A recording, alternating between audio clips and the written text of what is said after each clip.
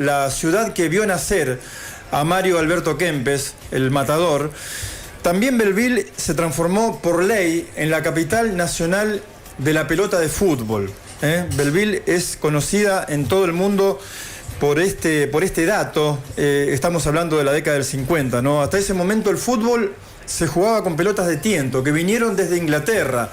Los ingleses fueron los que inventaron el fútbol y se jugaba con una pelota que tenía una costura exterior que solía lastimar a los jugadores cuando cabeceaban ese balón.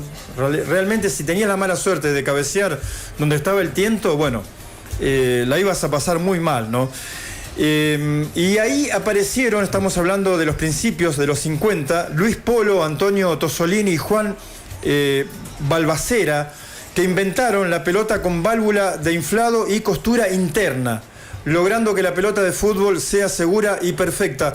Vamos a escuchar, obviamente fue un impacto mundial esto en aquel momento, y quien les habla tuvo el honor de hablar con Alejandro Polo, sobrino de uno de los inventores y amigo personal del matador Mario Alberto Kempes. Lo escuchamos.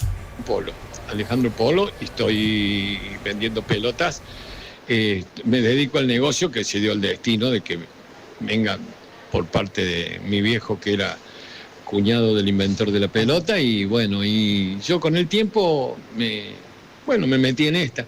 Ahora, ¿cómo es la historia de la pelota de tiento? A ver. Bueno, la pelota de tiento fue inventada por Polo, Balbonesi y Tosolini.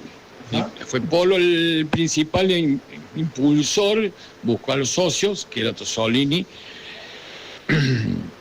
y Balbonesi, y de pronto ellos se dedicaron a hacer la pelota sin tiento.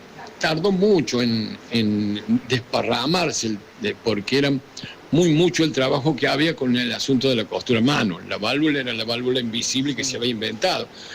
Pero ¿qué pasó?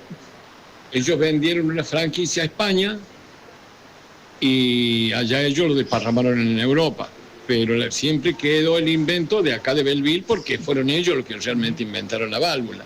La válvula invisible se hizo con otro tipo de cámara que se cosía por dentro, porque se hacían, en vez del tiento, se hacían 7 puntadas invisibles y se vulcanizaba la cámara con un pedazo de lona o tela, y esa se cosía para que la cámara no se moviera y quedaba el lugar para el pico. Tuvieron que inventar a su vez no solo la manera de cerrarlo, que era lo que se ocultaba en aquel momento, el secreto de cerrarla a la pelota para que no se viera el pico, y bueno, y después inventaron el inflador, el pico, llevaba todo lo que llevaba para...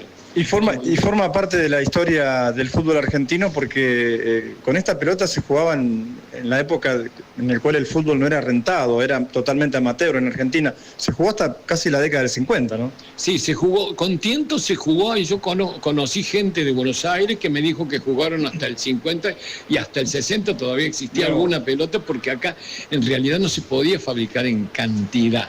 La fábrica se llamaba Superbal. No existe más, se vendió y no sé dónde terminó, pero la Superbal desapareció ya en la década del 60, fines del 60. Me contaban jugadores en mi pueblo, en Recreo, en la provincia de Santa Fe, que si la cabeceabas donde estaba justamente el nudo del tiento, bueno, te llevaban directamente al hospital, ¿no? Bueno, que surge el invento en Polo, porque estaba escuchando en onda corta, el tío Poveo, Poveo era el nombre, como le decía mi viejo, o sea, su cuñado, estaba escuchando por onda corta, estaba escuchando un partido de fútbol, y de pronto escucho que alguien se lastimó la cabeza con el coso. Entonces él, como era ya inventor nato, se puso a pensar cómo se podía, y bueno, y después de mucho... Se fue transformando, se fue modificando. Se fue haciendo mucha idea de cómo podía ser, y bueno, y logró conseguir a los amigos y socios como para poder poner una fábrica y ver cómo les iba. Cuando les dio resultado, pusieron la fábrica. Bueno, acá en Belleville nació Kempes, el matador que nos dio la primera Copa del Mundo con aquellos goles a Holanda en 1978. Háblame de Kempes.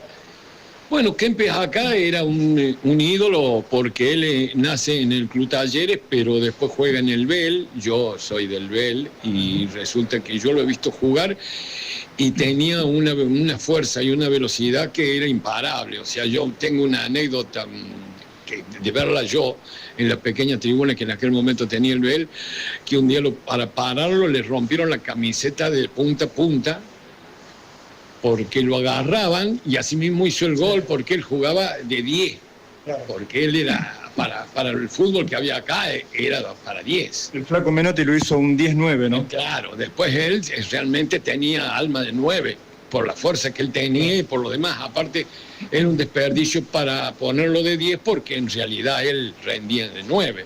Pero acá él jugó mucho tiempo, lo ponían de 10, pero hacía goles a mansalva. ¿Viene Mario aquí a Belleville? Sí, viene bastante seguido. Ahora no sé cuándo fue la última vez, pero debe haber sido 2 meses más o menos que estuvo. Bueno, ahí estaba el testimonio de Alejandro Polo, amigo personal de Mario Kempes. Este material se registró en Belleville, una ciudad de unos 38.000 habitantes. Bueno, el hombre a lo largo de la historia ha jugado el fútbol con distintos balones, ¿no? Los romanos jugaban con piedras de canto rodado. Fíjate vos, estamos hablando de, no sé, miles de años atrás.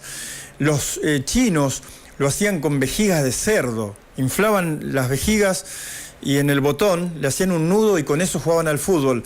Hasta que apareció la pelota de tiento que mencionábamos recién en este material. Los ingleses, los inventores del fútbol, la impusieron. Incluso se jugó en Argentina hasta 1952 con ese balón. Y los mundiales de fútbol también se jugaban con pelotas de tiento hasta Brasil 1950. Quiero agradecerle entonces a Alejandro Polo, que me atendió bárbaro allí en la casa de Mario Kempes en Belleville, un testimonio muy importante que tuvimos la chance de compartir con ustedes. Muy criminal.